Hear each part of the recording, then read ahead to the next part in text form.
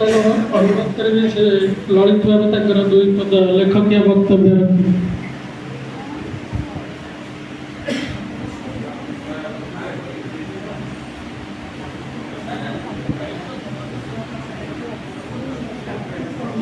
मंचासीन सम्मानस्पद समस्त अतिथिवृंद, मंच अधा समस्त साहित्यप्रेमी गुणी ज्ञानी, आज ये एक परम सौभाग्य मोर ये एक सारस्वत कार्यक्रम मोर गल्प संकलन समय अंतराले उन्मोचित होती।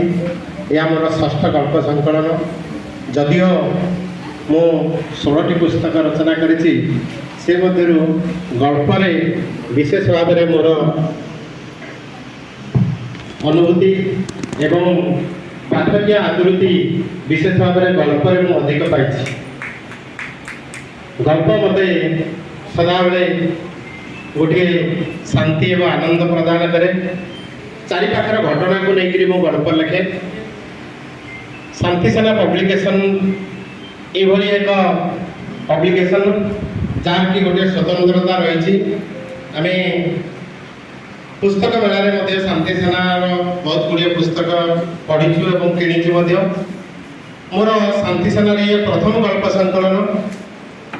आउ ए गल्परे मोट 30टी गल्प संकलन मोट 30टी गल्प अटे, जहाँ आम चारि पाखरे जो घटना गुड़िक घटे विशेष भाव में जीवन जिज्ञासा, प्रेम प्रणय, विवाह विच्छेद यही केतगुड़िए घटना को लेकर मुझे गल्प संकलन रचना करी।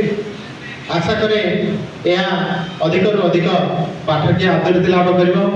आज समस्त अतिथि निकट में मोर कृतज्ञ। मोर सौभाग्य आमर से नयागढ़ माटर दास बेरुआर सार जे कि मोर दीर्घ दिन साथी केवे एकाठी रही नथिले, मुझे पुरस्कृत होती। किंतु आज गोटे मोर सौभाग्य मोर पुस्तक उन्मोचन से जोग देते से कृतज्ञ। समस्त अतिथि निकट में कृतज्ञ। जेहेतु एभली एक सारस्वत कार्यक्रम मोर पुस्तक उन्मोचन हो मो समस्त निकट ऋणी अटे। ये गल्प संकलन निश्चित भाव में पाठकीय आदृति लाभ कर आशा करुँच। शेष में शांति सेनार रजस्वाई या अति सुंदर प्रच्छदपट एवं सजै मुझे निकट में गभीर कृतज्ञता ज्ञापन कर आज मोर वक्तव्य जय जगन्नाथ। नमस्कार।